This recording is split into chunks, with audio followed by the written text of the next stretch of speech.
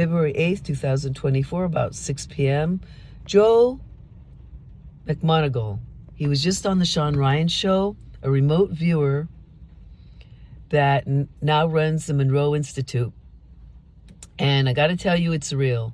And I knew someone who worked for the CIA that remote viewed weapons. So I know it's real. I've known people that are spot on with their viewing. So, but here's what worries me. Joe McGonigal, who I believe has a good heart, worked under Stubblebine. General Stubblebine was a guy who wanted to pay Stephen Greer $2 billion to work in his deep black special ops project, which was totally illegal.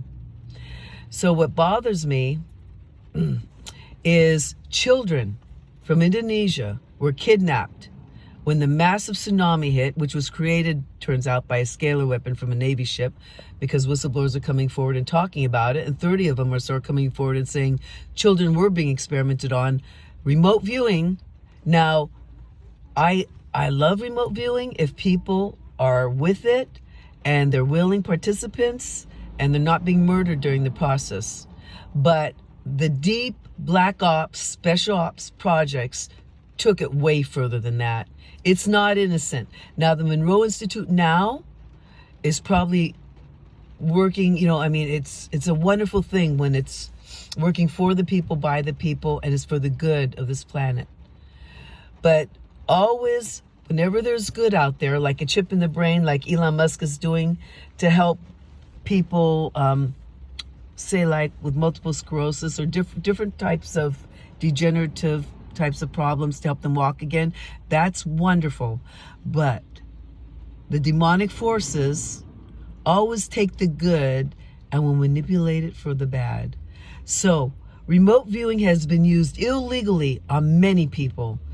You can also read the book Angels Don't Play This Harp, and you're going to see people being targeted, and our veterans being targeted throughout the years, against their will, by the way, with MK Ultra, Voice to Skull, and noise harassment campaign.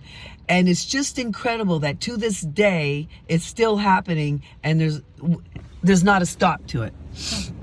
So Congress is supposed to represent we the people. This should not even be going on.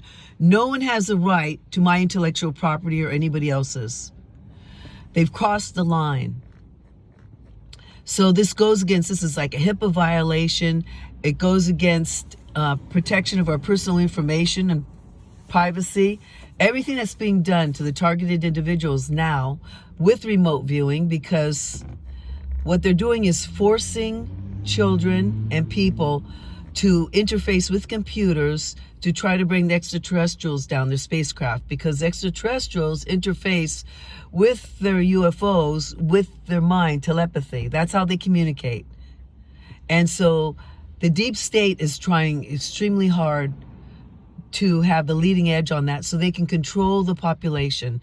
And now Elon Musk wants to put chips in people's brains to help them walk. It does a lot more than that. It'll interface with the computer.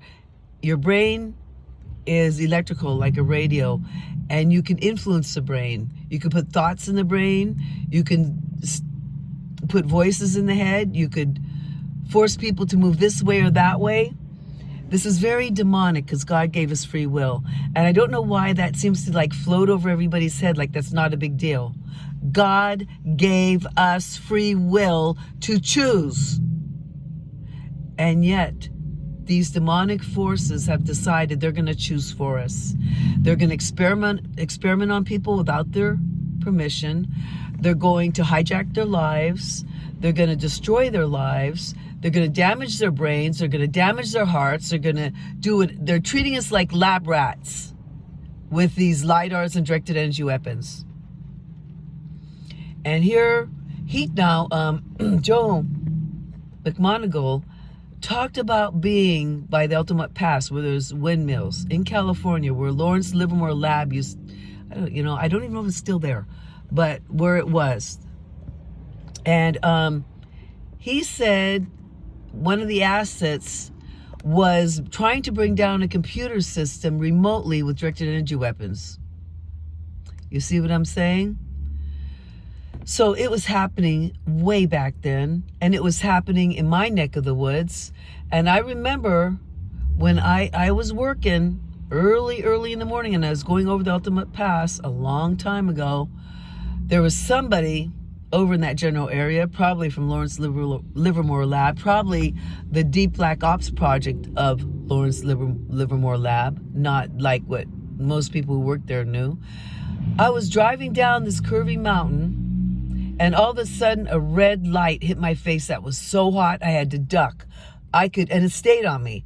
I had to bend my head down, and I could barely peek over, and I was swerving my car a little bit, trying to see so that,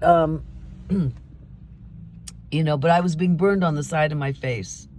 So I know that a truck driver behind me was swerving too. Luckily, he was okay.